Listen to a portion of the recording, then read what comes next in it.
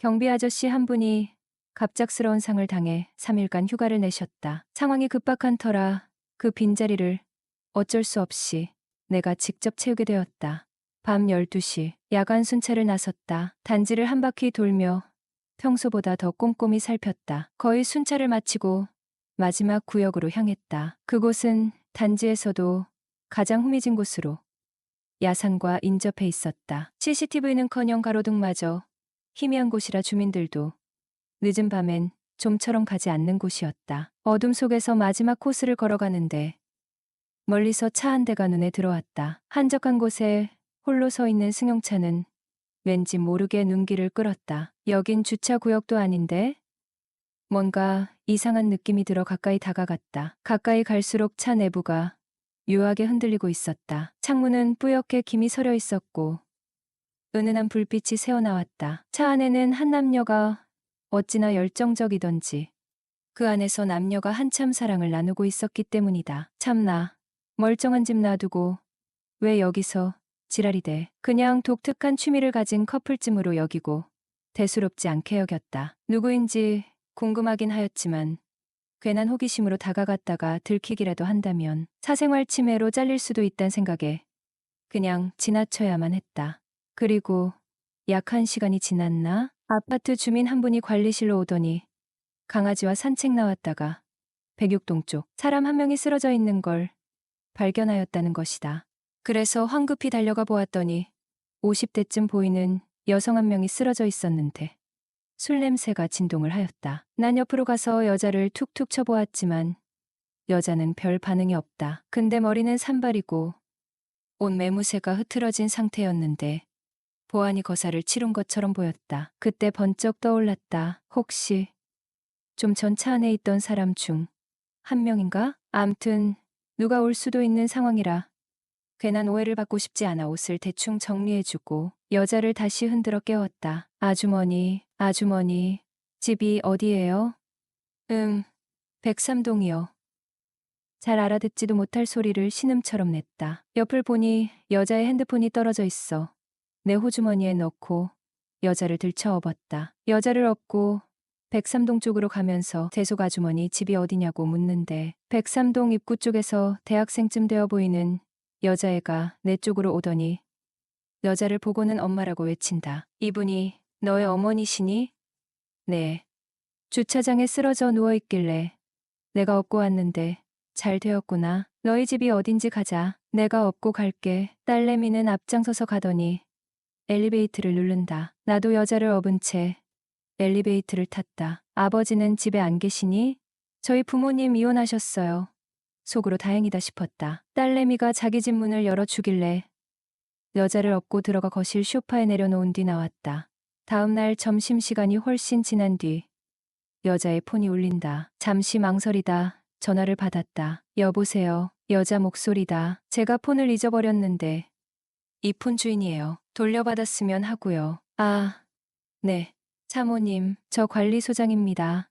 새벽에 주차장에 쓰러져 계신 사모님 옆에 폰이 있길래 제 호주머니에 넣고 사모님을 업어다 드리곤 있고 제가 가지고 왔네요. 죄송합니다.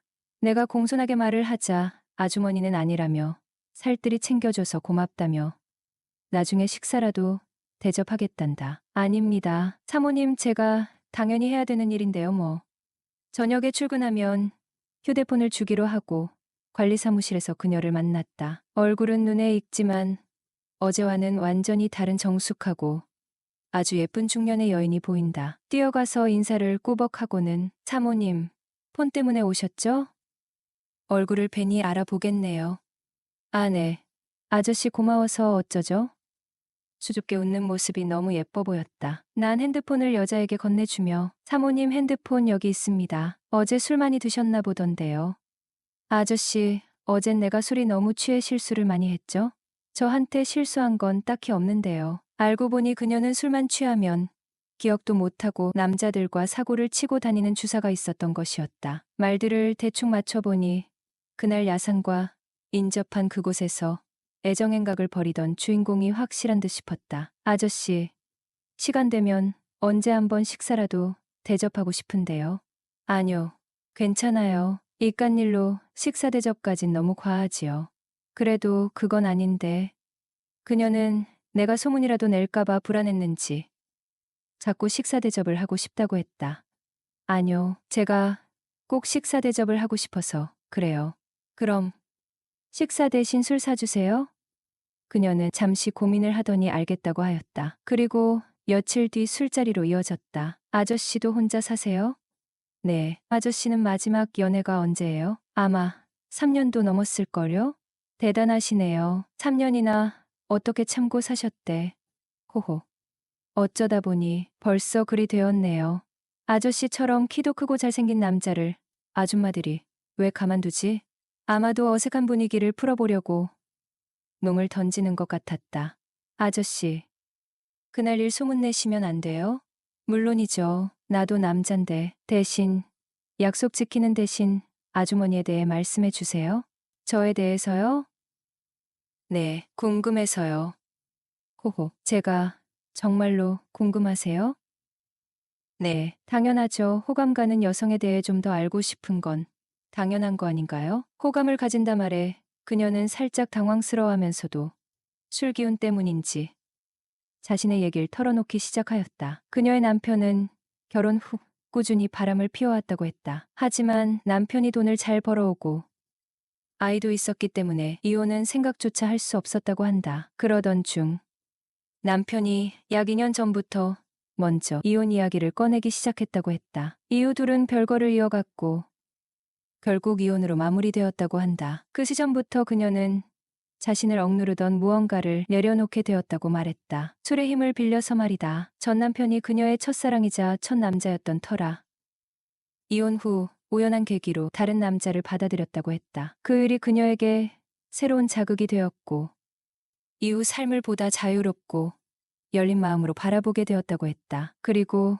그녀는 덧붙였다. 술만 마시면 블랙아웃이 되어 아무 기억도 나지 않는다고. 지난번 일도 거의 생각이 나지 않는다는 말에 적잖이 충격을 받았다. 그녀의 말투와 태도로 보아 그녀가 만나온 남자들이 한둘이 아니라는 느낌이 들었다. 주로 나이트클럽이나 헌팅포차에서 처음 본 남자들과 만남을 이어왔다고 했다. 그 이야기를 듣고 있자니 묘한 기분이 들었다. 이 여자가 자신의 이런 이야기를 왜 나에게 털어놓는 걸까? 내가 호감을 표현해서 그런 걸까? 아니면 이게 일종의 플러팅인 걸까?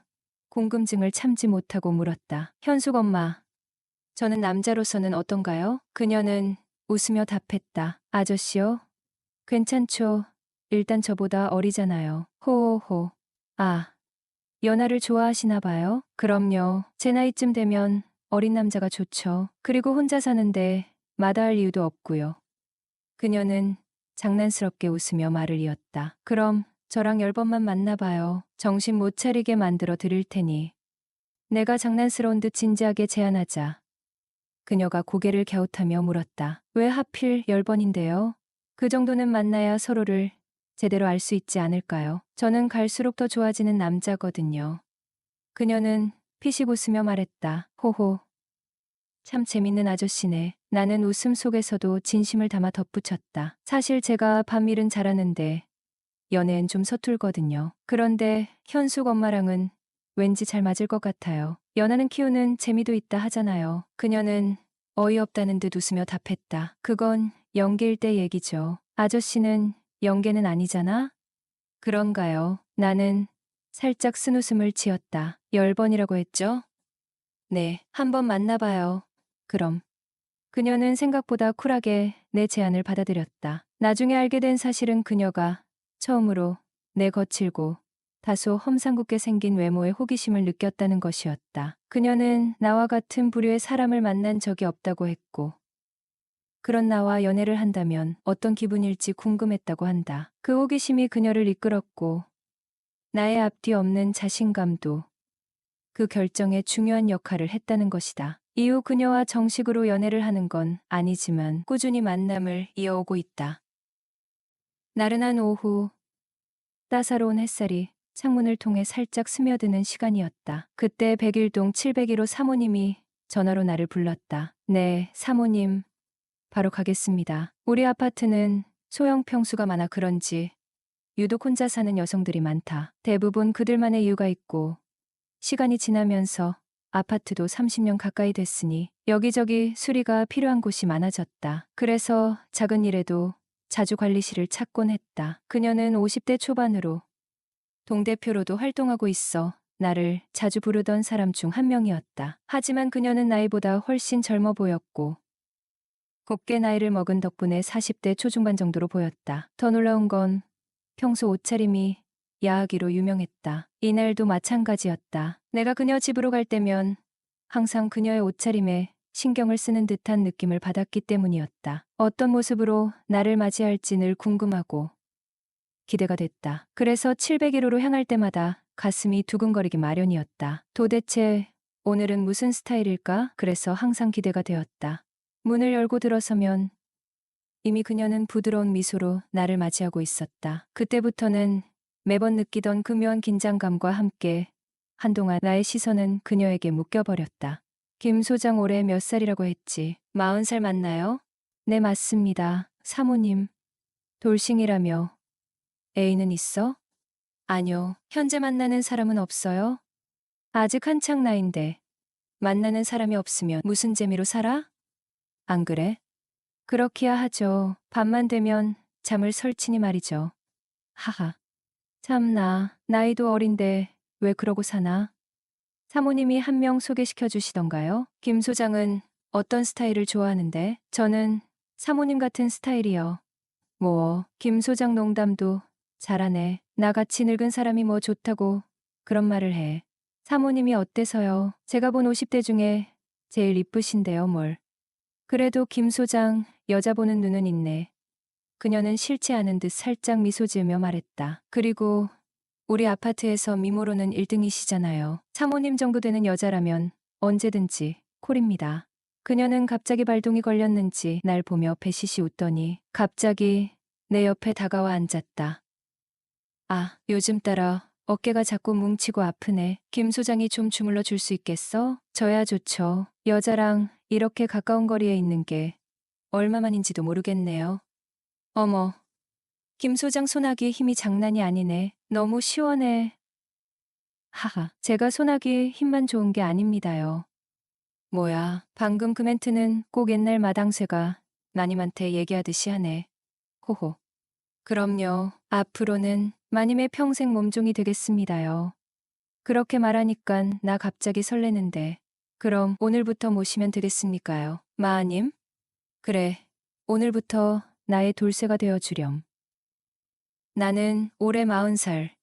5년 전 이혼하고 혼자 사는 돌싱남이다. 남들이 흔히 말하는 부시한 남편도 아니었고 가정을 꾸릴 능력이 없는 돈 못 버는 남편도 아니었다. 단지 직업이 현장 일을 하다 보니 가정에 소홀할 수밖에. 남들이 말하는 소위 노가다꾼이었다. 공고 토목과 졸업, 전문대 토목과 졸업 후 산업기사 자격증을 따고 전국 8도를 다니며 고속도로 터널 뚫는 공사 현장에서 일을 해왔다. 현장이 멀고 바쁠 때는 한 달에 두세 번만 집에 들어갔고 장마철이나 현장 일이 없을 때는 보름이고 한 달이고 집에서 지낸 적도 있다. 하지만 아내는 결혼 5년이 다 되도록 막 모르게 피임을 하여 임신도 하지 않더니 결혼 6주년 기념일을 며칠 앞둔 어느 날 젊은 놈을 좋아한다며 이혼을 요구해왔고 옆에 있어주지 못하는 남자와는 더 이상 살기 싫다는 말만 남기고 나를 떠났다. 난 열심히 돈 벌어서 마누라 고생 안 시키고 편히 살게 해주고 싶었을 뿐인데 남은 건 직업에 대한 회의와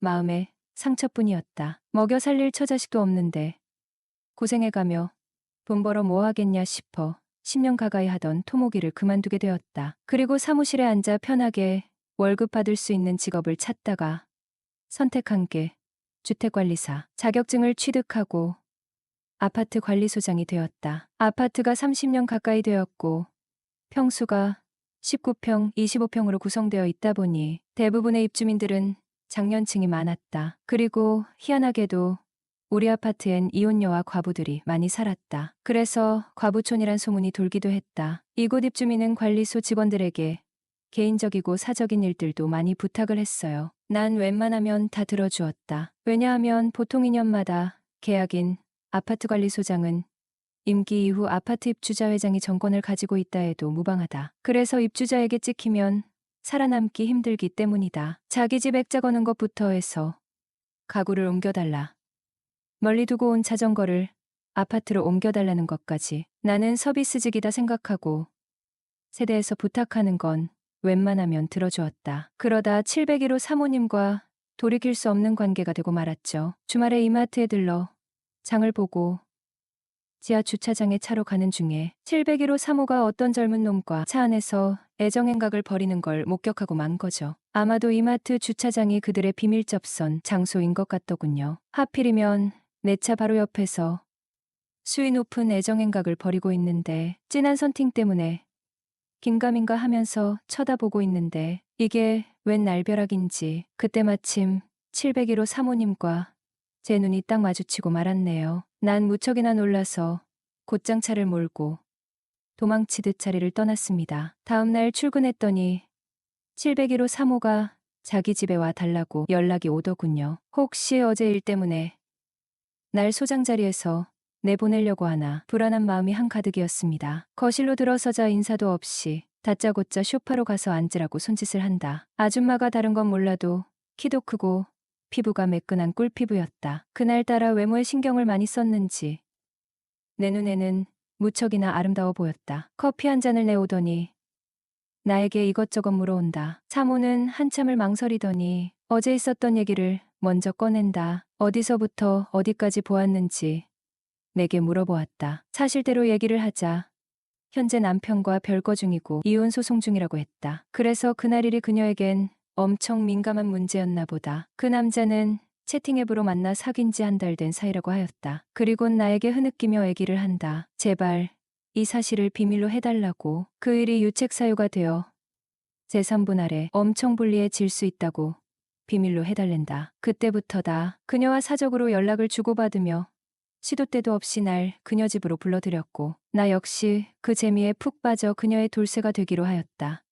아파트 입주민 여러분, 관리소 직원분들께 너무 과한 요구나 갑질을 하지 말아 주시길 부탁드립니다. 그들도 누군가의 가족이고 누군가의 아버지, 아들, 남편입니다. 최근 들어 관리소 직원들이 입주민들의 무리한 요구와 횡포를 견디지 못하고 떠나는 경우가 많아 관리소장의 평균 근속 연수가 2년도 채 되지 않는다고 하네요. 이는 육체적인 노동보다도 정신적인 스트레스와 감정 소모가 극심한 직업이기 때문이겠죠. 수없이 쏟아지는 민원과 때로는 상식을 벗어난 요구 속에서 사람들은 마치 힘들면 그만두라는 태도로 우리를 대합니다. 그래서 저는 그들의 요구를 묵묵히 받아들이며 제 역할을 해내고 있어요. 저는 관리소장 치고는 비교적 젊은 편입니다. 그래서인지 아파트에 거주하는 50대 돌싱 여성이나 과부 입주민들 사이에서 나름 인기가 있는 것 같더군요. 그들은 저를 믿음직한 일꾼 혹은 말을 잘 듣는 머슴쯤으로 생각하는 것 같아요. 처음에는